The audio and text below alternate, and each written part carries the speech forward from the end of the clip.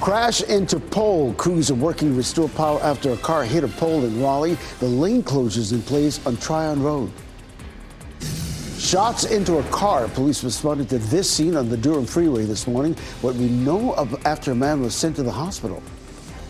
And it's raining right now in the Sandhills. Right here in Pinehurst, the rain is coming down right now. You can see the wet conditions and the umbrellas are out. I'll let you know when rain could reappear where you are today. And prison released a woman who falsely accused Duke lacrosse players of rape and finishing her sentence on a murder conviction. What we can expect ahead of her release this morning. WRAL News at 8 on Fox 50 starts in less than 30 seconds. At Leith Honda in Raleigh and Auto Park Honda in Cary, we make your buying process easy. And with every new car purchase, you'll enjoy complimentary oil changes and exceptional service. It's no wonder we've earned so many 5-star reviews. You'll also get peace of mind pricing with every used vehicle, and if it's not the perfect fit, no problem. Bring it back within 3 days for an easy exchange. Visit our showroom at Auto Park Honda in Cary or Leith Honda in Raleigh. It's easier here. Now, breaking news from WRAL. Coverage you can count on. Good morning, and thank you for joining us. I'm Kirsten Clark. And I'm Ken Smith. Lots of updates to get to this morning, including, let's start with meteorologist Elizabeth Gardner on the WRAL Severe Weather Center, tracking our morning.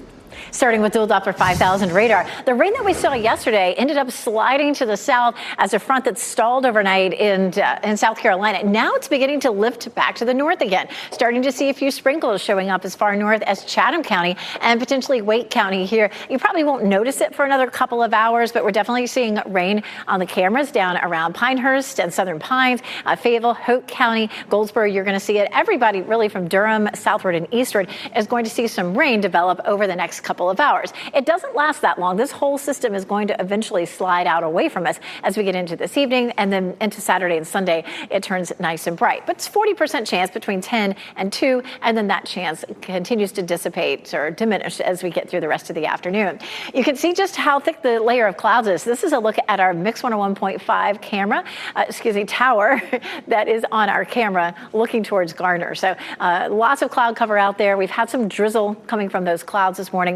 It's 47 degrees with a northeast wind at 6 miles per hour. Chilly start this morning, and it doesn't really warm up that much this afternoon. We'll only climb into the mid-50s, but a big jump in our temperature over the weekend. I'll show you why coming up. Kirsten? Thank you, Elizabeth, and good morning. Getting your 8 o'clock hour started here in the WRAL Traffic Center. As we're taking a look here, you can see traffic is picking up this morning as people are heading out the door to work. But I want to bring your attention to that area we've been talking about all morning. This is on Tryon Road near Lake Dam Road. That's where crews have been working to repair a downed power pole and power line there. They've been experiencing power outages. That's where WRAL's Ali Kadlabar is. And Ali, we have an update this morning. The traffic light there at Lake Dam is back on. Yeah, within the past 30 minutes, we saw those traffic lights come up, the lights at this gas station come back, and traffic flowing as normal here, Tryon Road, Lake Dam Road right here. But we are still seeing some crews blocking one lane here on Tryon Road. You can see that utility pole that was snapped. It is still kind of just hanging there attached to those other lines. And so we know from Duke Energy, we've confirmed with them that a car hit a utility pole early this morning. We're working to find out from Raleigh Police if there were any injuries with that. 160 customers did lose power. We're working to confirm how many of their power has been restored. Of course, we're staying on top of this, keeping you updated. Kirsten. Thank you, Ali, for keeping us updated this morning. Looks like a lane is still closed there on Tryon Road, so you might want to avoid that area if you have to go through there soon. Again, you can take Avent Ferry Road. You can also take Trailwood Drive just to get around that area on Tryon Road there. We're going to keep you updated here. Now taking a look at some of our delays here in the area, or drive times, actually. Looks like I just missed those drive times, but it looks like things were mostly clear for the most part. I know coming from Wake Forest on US 1 there, about a 6-minute delay, which is, normal this time of morning. So just give yourself some extra time as you're heading out the door, and stay tuned to us on the radio at 101.5 HD3. Kirsten, thanks. Well, we're following some breaking news right now. Durham police at the scene of a shooting that sent a man to the hospital. This happened on the Durham Freeway near the Jackie Robinson Drive. WRAL's Kelsey Coffey walks us through what happened and the police response. The Durham Freeway reopened around 6 o'clock this morning. We'll go ahead and take you straight to video so you can get a look of that active scene. Police say a man was shot on the highway after a shooter fired into a car. That man was taken to the hospital. The Durham Freeway was closed at Austin Avenue for more than 2 hours. We're working to get an update on the man's injuries as well as the search for the shooter. Kelsey Coffey, WRAL News in Durham. Well, police in Garner are investigating a crash on US 70. It closed part of the highway near Mechanical Drive for several hours this morning. Police radio traffic indicates 2 people may have been hit, and we're working to confirm that with law enforcement this morning. And we're also working, Kirsten, to learn new information about 2 separate crashes in Raleigh that left someone seriously hurt in each. The first one involved a pedestrian. This is video from the WRAL breaking news tracker near Poole and Sunnybrook Roads. We're working to get the name and condition of that person and the status of that investigation. Also, a cyclist seriously injured on Lead Mine and Lynn Roads. This picture was sent in to us via reported at around 9:30 last night. Police say the cyclist was taken to Wake Med with serious injuries. We're still trying to figure out what caused that crash and any updates on the cyclist's condition. Happening today, the woman who falsely accused 3 Duke University lacrosse players of rape will be released from prison. Crystal Mangum has spent more than a decade behind bars after she was convicted in 2013 of killing her boyfriend, Reginald Day. But it was Mangum's role as the Duke lacrosse accuser that grabbed national headlines 20 years ago. After the defense team exposed holes in her story, Roy Cooper, who was the state's attorney general at the time, dropped the charges against the players. Durham District Attorney Mike Nifong was also removed from office for his handling of the case. Mangum is expected to be released from the North Carolina Correctional Institute for Women in Raleigh later this morning. We'll, of course, be there, so look for updates on WRAL.com, Facebook, and on our news at noon. We're learning more about a Garner road rage murder that led to a shootout with Raleigh police last week. The shootout happened on an apartment on Woodbine Drive, and officers were trying to take that suspect into custody. A new police report says the suspect, Solomon Owens, fired 10 shots at officers with an AR-style pistol. 2 officers were hit in their ballistic gear and are said to be okay. An officer fired 2 shots in return. A criminal complaint also says Owens left the apartment hiding behind a woman who had an infant in her arms. That is when officers fired a non-lethal round at Owens and took him into custody. We spoke with an attorney about how this report tells the story of what happened that night. What stands out to you about this report? That makes it a lot clearer as to the methodology that the Raleigh police used in taking him and getting him into custody. Raleigh police were there to serve a warrant in a Garner murder from earlier this month. Owens is accused of shooting and killing Joey Adams in what authorities say was a case of road rage. Owens is also facing a federal charge for possession of a gun by a felon. A 16-year-old is being held without bond, accused of murdering his 12-year-old sister. Jackson Borrello is being held without bond. Fuquay-Varina Middle School sent a message to families alerting them about the death of 12-year-old Clara Borrello. Court records show Borrello has 2 siblings, that's Clara and Joseph. Jackson Borrello is also accused of stabbing a 9-year-old boy at the same home in a neighborhood near Fuquay-Varina. We're working to learn if that was his brother, and there's currently no word on his condition, but we're told the wounds are serious. A motive right now is not clear. Well, 2 brothers are accused of trying to bring more than 200 pounds of marijuana through RD International. Christopher and Alexis Adorno are charged with trafficking marijuana. It happened back in January during an operation targeting incoming flights. Investigators say canines searched their luggage. Alexis Adorno was carrying more than 120 pounds of marijuana. His bond was set at $1 million. Investigators say Christopher Adorno was carrying nearly 70 pounds of the drugs.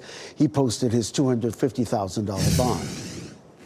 Happening today, former President Bill Clinton is expected to speak with lawmakers about Jeffrey Epstein. Just the other day, his wife, Hillary, told him that she had no knowledge of Epstein's crimes.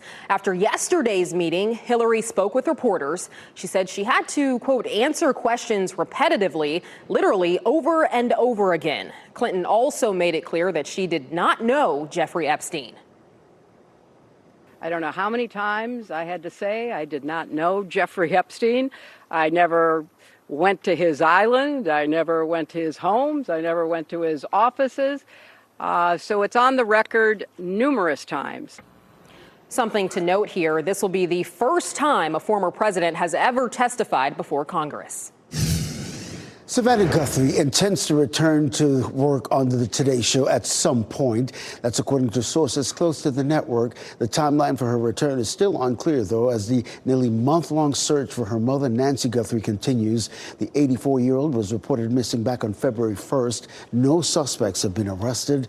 Earlier this week, Savannah Guthrie announced a $1 million reward for information leading to her mother's recovery. And the Beltline backup. I-440 West on Ridge Road. 2 lanes are closed right now. They're dominating the conversation around energy bills, and now there might be a better way to meet the demand, the study that could slow down the data center boom. And laughs at the DPAC. Seth Meyers will be in the Triangle this weekend. We'll talk about that and other fun events in Out and About. And it is gloomy, gray, drizzly as you head out the door. Some fog, too, here in Franklinton. We have another potential chance for rain as we get through the day today. I'll let you know if you'll see it where you are.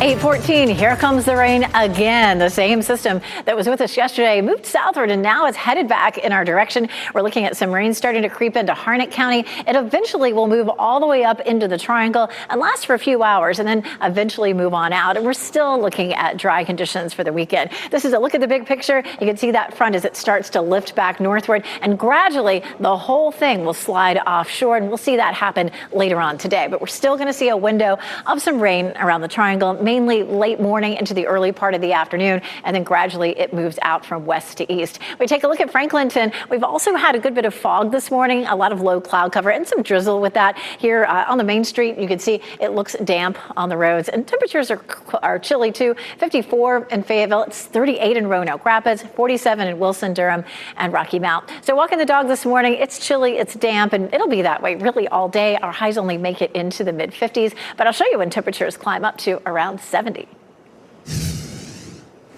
Thank you, Elizabeth. We're keeping an eye on the roads here in the WRAL Traffic Center. We're taking a live look right now at I-440 at Ridge Road. These are the westbound lanes. 2 lanes are closed right now because of a crash. That was at I-440 at Lake Boone Trail. But you can see traffic is still backed up there, kind of releasing where those police cars are. But that's something you'll want to be aware of as you're heading out this morning. We'll be keeping an eye on this as well as other main roads this morning. You can see there's that 22-minute delay on our northern loop of the Beltline this morning. Just something to be aware of as you're heading out the door. Time is 8:15 here in the WRAL Live Center. Just wanted to give you a heads up. Right now, there's a travel advisory that was issued from the State Department, essentially warning Americans who are in Israel regarding traveling there. Specifically, they're saying that they're asking people to reconsider travel to Israel because of terrorism and civil unrest in the West Bank and Gaza due to terrorism and civil unrest as well. Now, this is, of course, as the war between Hamas and Israel has not ended, and the reason why I bring this up is because, again, this advisory going out in place, people should know that just in case people here locally may have family members that are over there. But they also mentioned in this notice from the State Department that the U.S. Embassy may further restrict or prohibit U.S. government employees and their family members from traveling to certain areas of Israel. So keep that in mind. Chris, thanks. Well, a Duke University report suggests there may be a smarter way to power the rapid growth of artificial intelligence that could lower costs. As AI drives more electricity demand, utilities are preparing for major upgrades to the grid, but the pressure builds during a handful of high-demand hours each year. Instead of building more plants to cover those peaks, researchers suggest data centers could shift when they use power. At any given time, there's plenty of unused power on the grid, unless we're at the very peak moment, which only happens a few times a year. And so if data centers could be more flexible, for example, shifting their large computing load times to periods of the day when other energy demands are low, shifting those computational needs to different parts of the country. They're also in their system, then perhaps we could avoid some of that build out. The study estimates that that kind of flexibility could avoid up to $150 billion in power plant and infrastructure costs over the next decade. Duke Energy says new data center contracts now include a provision that the facilities have to reduce power during peak demand if asked. In Smithfield, the town council approved a new Sheetz convenience store and gas station. It will be located on Highway 70 Business West next to the Amazon warehouse. Plans call for a large convenience store with drive-through service and 7 fuel pumps. This will be the second Sheetz in Smithfield. Construction will start soon after the final approval.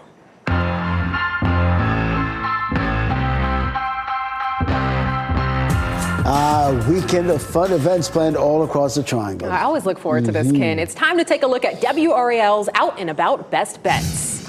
Comedian and late-night host Seth Meyers will be in Durham tonight. He will be at DPAC. The show was originally scheduled for January 24th, but was rescheduled because of that winter weather that we experienced. All previous tickets will be honored, and a few are still available. That show starts tonight at 7. Oh, good laugh there. Well, this weekend is shaping up to be a good one for horror and sci-fi fans. The Nevermore Film Festival gets started tonight at the Carolina Theater in Durham. The theater will be showcasing brand new feature-length and short films from around the world, and awards will be handed out to the best ones. A list of showtimes available on the theater's website, and that festival runs through Sunday. And happening tomorrow, the Black Genius Fest will be in Durham. That festival will celebrate 100 years of Black History Month.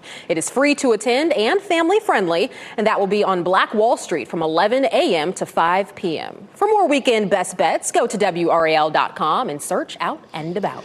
Well, new research shows how adverse weather conditions affect car crashes in the Carolinas. Let's bring in meteorologist Grant Skinner with today's Ask the Meteorologist. Grant? Yeah, just the past few years, there was a study done with a lot of researchers from UNC Chapel Hill, actually, and this covers the period of 2003 to 2019, looking at crashes across both North and South Carolina. This data is really, really interesting because, as we know, during inclement weather, we typically see an increase in car crashes, and this data really supports that. 23% of the 6 million crashes yearly that happen across the U.S. are due to inclement weather. Just over 6.4 million crashes were recorded between NCDOT and NCDPS databases during this time period. So it's a lot of data to look at to see how the crash risk increases during different types of weather. You can see during rain increases about 12%, but then you move to heavy rain, 81% increase in that crash risk. And for any adverse weather, it increases by 23%. You look at the percent of crashes that happen during the rain for areas across the region. You can see for Wake County increases about 12 to 13%, the number of crashes there. And then for areas like Wilson, Sanford, you see 13 to 17% of our crashes happen during the rain. So that's why we always emphasize during inclement weather like fog, rain, to make sure to use extra caution, leave some extra space between you and the car in front of yourself, because that can really lead to some treacherous conditions. Unfortunately, Elizabeth, after the rain today, we'll have a break for a little period of time to help alleviate some of that stress on the roadways. Yeah, we're still looking at that chance of some rain. Those numbers are really interesting because, Grant, when we watch this and we see, oh man, if it rains, we tend to see a lot of crashes, but 80+% increase if it's heavy rain. That's pretty interesting. So down to the south, we have this stationary front that's just going to become a warm front and move to the north. That's going to push more rain back into our area today. It's the same system that brought us the rain yesterday.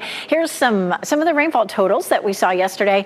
Down to the south in the green, it's about 4/10 to a half an inch of rain. And then in the blue shaded areas, about 3/4 of an inch to over an inch. We'll zoom in a little more closely in the triangle area. Some of these little purple spots were about 1.5 inches in Wake County. And then back over here in Chatham County, it was almost 2 inches of rain. So we did have a good soaking rain yesterday, which was wonderful to see. Officially at RDU is 1.19 inches. We still need around 7 inches to get out of the drought across our area. We still have severe drought. The drought monitor came out yesterday with no changes. We have extreme drought from Rocky Mount to Roanoke Rapids. It takes a long time to come out of a drought. It takes a long time to get into one. And we do have some rain in our forecast again for today. Again, from Durham and Raleigh southward, that rain is going to be moving up from South Carolina. Here's a look at Futurecast. Durham, Raleigh, Rocky Mount at 11 o'clock, seeing those showers. And then gradually, once we get into early afternoon, it moves on out. It's likely to be foggy for us on Saturday morning, but then then Saturday afternoon, we clear out, and we're going to see some lovely conditions looking at Saturday and Sunday. Both good days to get outside. Saturday's high 66 and 74 on Sunday. And then the beginning of next week, we're cold again with another chance for rain. Kirsten? Thank you, Elizabeth. We've got weather and traffic updates for you every 10 minutes. Now 8:22, taking a look at just some of our major roadways here. That northern loop of the Beltline here, really red right now. We'll take you to that live picture again at I-440 at Ridge Road. It looks like you've still got 2 lanes closed there. Maybe just 1 lane, but people are filtering in because of a crash at I-440 at Lake Boone Trail. We'll be keeping you updated on that all morning. We're going to take a look now at some of those delays. Here we go again. That northern loop of the Beltline, a 17-minute delay right now at I-440 West. Just if you have to head out the door this morning and head that way, just take your time. Give yourself some extra time this morning as you're heading out. And tune into the radio, 101.5 HD3. Kirsten, thanks. Well, searching for a suspect. Deputies are looking for the person responsible for a high-speed chase that spans several counties. What we know about the investigation so far. And if you see breaking news, have a story, tip, or take video or pictures and you want to send it to us, you go to reportit@WRAL.com.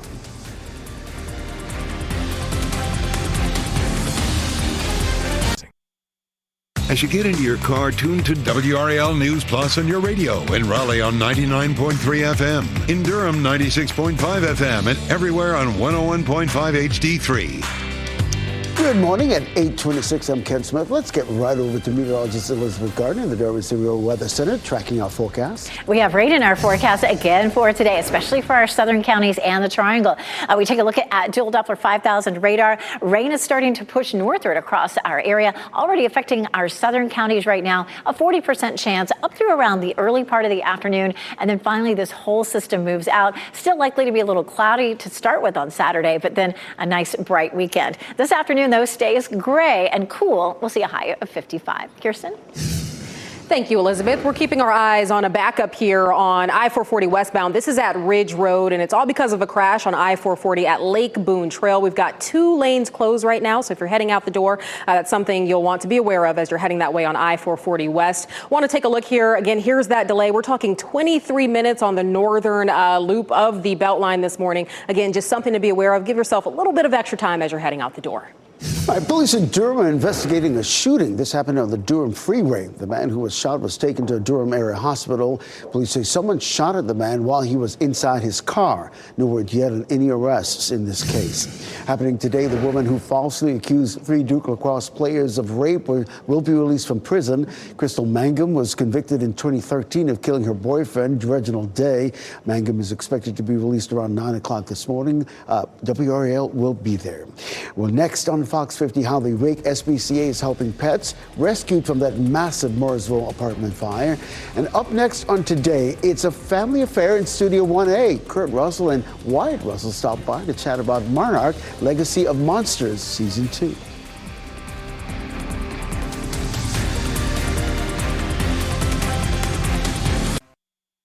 Now, breaking news from WRAL. Coverage you can count on.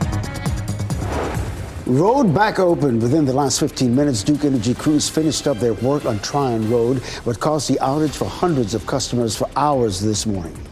Highway shooting. Police say someone shot into a car on the Durham Freeway this morning. What we're learning about the victim. We saw a brief break in the rain, but now it's raining again in our southern counties, including here in Pinehurst. I'll let you know if you'll see more rain today. Released from prison today, Duke lacrosse accuser Crystal Mangum will be freed more than a decade after her murder conviction. A look back at the timeline of the cases that put her in the national spotlight. Lots to get to this half hour. So glad you're with us. I'm Ken Smith. And I'm Kirsten Clark. As you mentioned there, Ken, a lot to get to, but we'll start with Elizabeth Gardner in the Weather Center this morning, tracking some rain.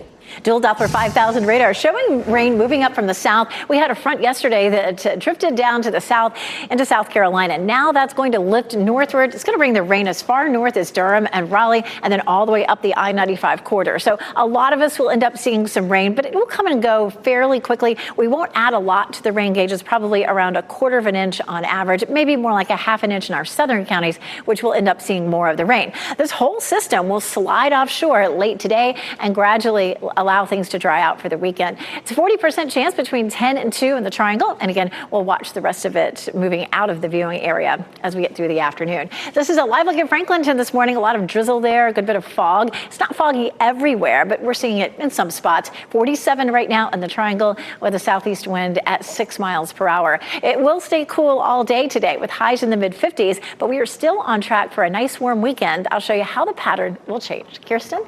Thank you, Elizabeth. We're keeping you updated in the WRAL traffic center this morning. Let's get right to this area. Tryon Road at Lake Dam Road. That's where Ali Kadlabar has been all morning, keeping an eye on crews out there repairing a power pole that went down this morning. Tell us what you're seeing. It looks like that area is cleared at this point. Yeah, and we drove around just within the past 30 minutes, and we did see that most of the power had been restored. That outage map does still show that 140 customers are dealing with an outage, but we believe that that will fix itself in a little bit. Now, we do still see some trees knocked over there, but we are working to find out if anything else will come from this utility line, utility pole being knocked down. Now, we do know that a car crashed into the utility pole. Those lights went out around 4:30 this morning, knocked out power for about 160 customers, caused some traffic issues for this stretch here on Tryon Road near Lake Dam Road. But we are working to find out the injuries, if anybody had any injuries from that crash earlier this morning. But for now, it looks like it's mostly cleared, if not all cleared, right here on Tryon Road. Kirsten. All right. Thank you, Allie. Those crews working fast this morning to get things repaired. I want to bring your attention now. This is a live picture at I-440 at Ridge Road. This is the westbound lanes. 2 lanes are still closed there on I-440 westbound because of a crash at I-440 at Lake Boone Trail. You can see you've got police out there just guiding people to make sure they're avoiding that area. So if you are heading out this morning, just give yourself some extra time, definitely some extra time if you're heading that way. You know why? 15 minutes. That's the delay we're seeing right now on the northern loop of the Beltline this morning. So you just want to, again, give yourself that extra time as you're heading out the door. Just looking at an overview here of our drive times this morning. I-40 East coming from Durham, we've got 0 minutes in terms of a delay. From Apex, only 1 minute. Coming up from Johnston County, nothing to see there. 1 minute out of Nightdale, and then from Wake Forest on US 1, about a 4-minute delay. That's what we're used to seeing this time of the morning. All right, Kirsten, thanks. We're following some breaking news now. The Durham Freeway back open after an early morning shooting. This shooting happened near the Jackie Robinson area around 3:30 this morning and shut down several lanes for hours. The freeway reopened around 6 o'clock this morning. Durham police say a man was shot on the highway after a shooter fired into a car. That man was taken to a Durham area hospital with non-life-threatening injuries. We've reached out to police for an update on the search for that suspected shooter. Police in Garner, meantime, investigating a crash on US 70. It closed part of the highway near Mechanical Drive for several hours. Police radio traffic indicating 2 people may have been hit. We're working to confirm that with law enforcement this morning as well. Happening today, the woman who falsely accused 3 Duke University lacrosse players of rape will be released from prison. Crystal Mangum has spent more than a decade behind bars after she was convicted in 2013 of killing her boyfriend, Reginald Day. WRAL's Kelsey Coffey is live in Raleigh this morning. Kelsey, Mangum is set to be released sometime in the next hour. Yes, Kirsten, so that's what we're waiting for right now. Crystal Mangum is set to be released here from the North Carolina Correctional Institute for Women. So we're expecting that she'll walk right outside this building here into a car and then be released. Now, Mangum was first in the national spotlight in 2006 after she accused Duke lacrosse players of rape. That a lot more happens after that, not related to the rape accusation. In 2011, she was accused of stabbing her boyfriend to death. Then 2 years later, she was convicted on second-degree murder charges. In 2024, she appeared on a podcast and confessed to lying about the Duke lacrosse case. During the trial with the Duke lacrosse players, the defense team exposed holes in Mangum's story. Roy Cooper, who was state attorney general at the time, dropped the charges. Durham District Attorney Mike Nifong was removed from office for his handling of the case. The players and their coach all filed civil lawsuits in an effort to restore their reputations. Mangum is scheduled to be released this morning anytime between 9 and 9:30. So our crews will be here to capture that moment. Kelsey Coffey, WRAL News, live in Raleigh. Well, we are trying to learn new information this morning about two crashes in Raleigh, which each left someone seriously hurt. The first one involved a pedestrian. This is video from the WRAL breaking news tracker near the pool in Sunnybrook Roads. Still no word on the person's condition or if any arrests have been made so far. Also, a cyclist seriously injured on Leadmine and Lynn Roads. This picture was sent into WRAL through a reported portal around 9:30 last night. Police say the cyclist was taken to the hospital with serious injuries. We're still trying to figure out what caused the crash and if any updates on that cyclist's condition. Well, we're learning more this morning about what investigators say was a road rage murder in Garner. This led to a shootout with Raleigh police last week at an apartment. That happened on Woodbine Drive when officers were trying to take the murder suspect into custody. Well, a new police report says Solomon Owens fired 10 shots at officers with an AR-style pistol. 2 officers were hit in their ballistic gear. Thankfully, both are okay. Another officer fired back. A criminal complaint says Owens then left the apartment hiding behind a woman who was holding a baby. Officers then hit Owens with a non-lethal round and arrested him. They say Owens is accused of shooting and killing Joey Adams in Garner. Owens felt Adams didn't let him change lanes. Owens is now facing a federal charge of possession of a rifle by a felon. The student charged with bringing a gun to Millbrook High School in Raleigh appeared before a judge. The 18-year-old Malcolm McIntyre posted a $100,000 bond yesterday before his court appearance. He's charged with 1 count of having a gun on school property. McIntyre requested a court-appointed attorney. He had committed to play football at Elizabeth City State University. The university has not responded to our requests for comment. Well, we've long profiled safety concerns at Wake County schools. Following this incident, the district answered our questions about revisiting that issue. They provided a statement reading in part, our Board of Education has taken proactive measures to support and enhance school safety by authorizing an independent security assessment of every school and administrative facility. This assessment did not recommend the use of weapon detection systems. However, as school safety conditions evolve, we will continue to examine the use of these systems. Well, that security assessment was completed back in 2021, but the district did not answer our question about what has changed since the last gun incident at Millbrook back in 2023. Over to Johnston County now, where deputies are searching for a driver this morning who they say led them on a chase. That chase shut down part of I-40 westbound yesterday. Well, it started in Johnston County. And we spoke with the man who saw the chase while he was getting gas in Clayton. See people drive pretty fast on that road, but not like that. And obviously not for any specific reason other than trying to get away. The vehicle had a temporary Georgia license plate. We asked the Johnston County Sheriff's Office if they made an arrest or identified the driver. We're still waiting on a response.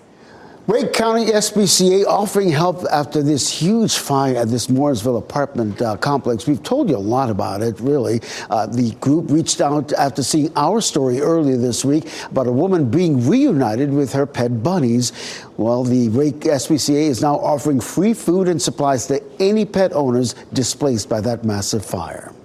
Switching gears now, the Carolina Hurricanes kept their winning streak alive in last night's game against the Tampa Bay Lightning. It was the team's first game back since the end of the Winter Olympics. Now, before the game, Canes fans cheered on the returning Olympians, including Sebastian Aho, who won bronze with Team Finland, Seth Jarvis, who won silver with Team Canada, and Jacob Slavin, who helped bring home the gold medal to Team USA after 46 years.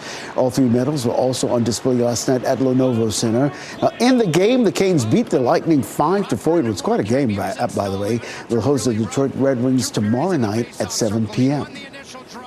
Wow, big night there for the Canes. Coming up, increased tuition. It will cost more to attend UNC system schools.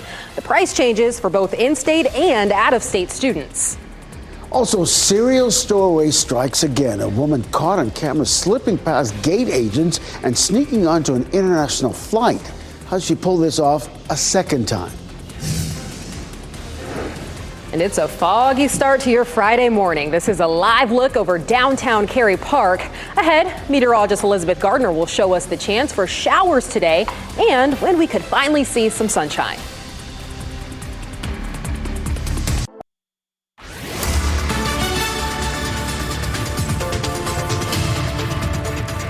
.44, the rain continues to creep up from South Carolina into our area. It looks like there's just a couple of tiny little sprinkles showing up over Wake County, but I'm going to show you a camera in a few minutes where it really looks like the rain is coming down. Definitely coming down in Fayetteville, over toward Clinton, Goldsboro, back over toward the southern part of Moore County. So that will lift northward mainly as far as Durham and Raleigh and then gradually slide out. So the window in the triangle of rain is likely to be around 10 o'clock, which we're getting close to around 2, and then it moves on out. But our southern counties and eastern counties, you're probably going to see it a little bit longer than that. In Southern Pines, the rain has been coming down definitely for the last hour or so. It's raining in Southern Pines and in Fayetteville, of course. 47 in Raleigh and Durham, 47 in Wilson. So it's rainy, it's chilly, and it just doesn't really warm up this afternoon. Our highs will be in the mid-50s, but a nice warm weekend. I'll show you the changes coming up. Kirsten? Thank you, Elizabeth. Want to give you some good news here in the WRAL Traffic Center. This is another look at I-440 at Ridge Road. Just a few minutes ago, 2 lanes were blocked off. We saw some police vehicles here. It's all clear now. Looks like traffic is moving smoothly. So that's something, if you are heading out the door this morning, you had to be aware of that before, but looks like we are clear and good to go now. I do want to show you, though, we still have somewhat of a delay here on I-440 West on the northern loop with the Beltline here. We've got an 8-minute delay, so still something to be aware of this morning, but not nearly as bad as what we were seeing a few minutes ago. Kirsten, thanks. A lawyer for Venezuelan President Nicolas Maduro is asking a judge to dismiss the narco-terrorism charges against him. They claim the U.S. is blocking Venezuela from funding Maduro's defense. His attorney says if the indictment is not dismissed, he's asking to withdraw from the case. U.S. forces captured Maduro and his wife last month and brought to New York, where they pleaded not guilty. New this morning, the woman who made global headlines for sneaking onto an international flight 2 years ago has done it again. Officials say this video shows Flavana Dali slipping past a United Airlines gate agent. We'll get to that video shortly. This happened in Newark. The flight was heading to Milan, Italy. Dali boarded the flight after first getting past TSA checkpoints without an ID or boarding pass. There you see it right there. This is not the first time she's done this. Back in 2024, she stowed away on a Delta flight to Paris, slipping through TSA and gate agents.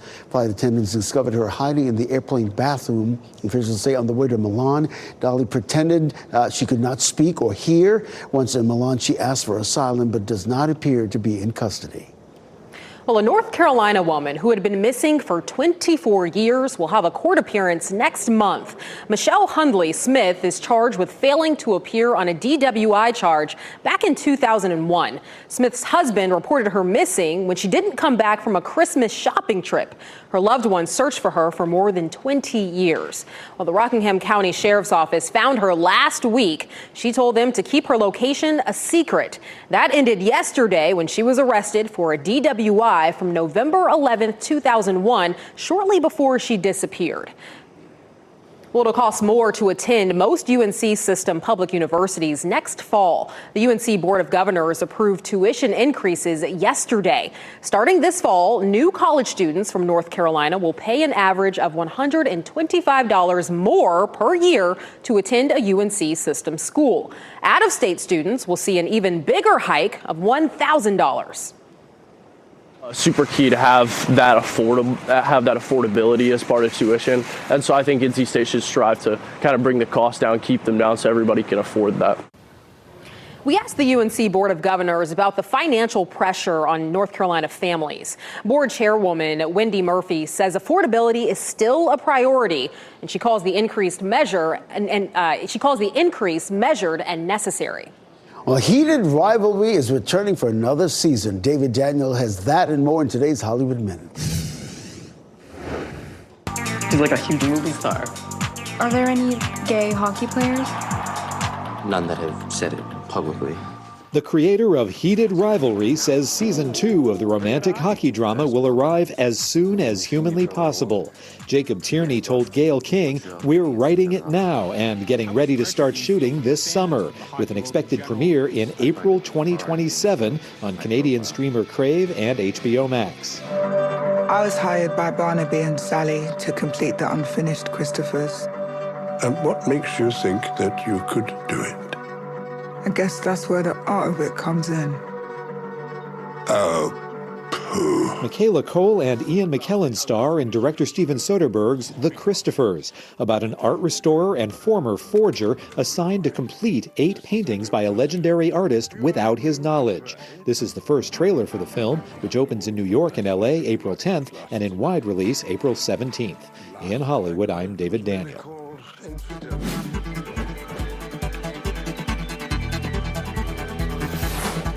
Pokemon celebrating 30 years today, Ken. And a major Florida airport's joke causing a stir on social media. That's what we're talking about and what's trending this morning. So a satirical post from Tampa International Airport reviving a travel fashion debate. They posted this statement saying they were banning people from wearing pajamas while traveling through the airport. They also boasted about a previous ban on Crocs when referring to the midday pajama wearing as a crisis.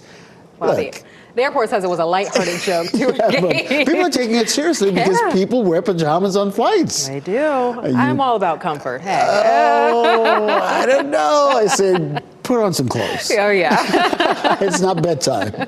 Well, Pokemon is celebrating its 30th birthday today. The popular Japanese franchise launched back in 1996. Over the last 3 decades, there have been hit shows, mobile games, and valuable trading cards. Earlier this month, wrestler and YouTuber Jake Paul sold a Pokemon card, get this, for $16.5 million. Yeah, the creator said catching small creatures as a child inspired him to create hundreds of these characters. And I remember when this craze started, people all out in our parking lot looking for these Pokemon symbols. It was crazy. And here we are today, and it's still, oh my gosh, so crazy. I can't believe $16 million. My kids, we've got stacks of Pokemon cards at home, so I might just see y'all later. Be sitting on You do. Take a look. Somehow I feel like not. You know, it just never works out that way.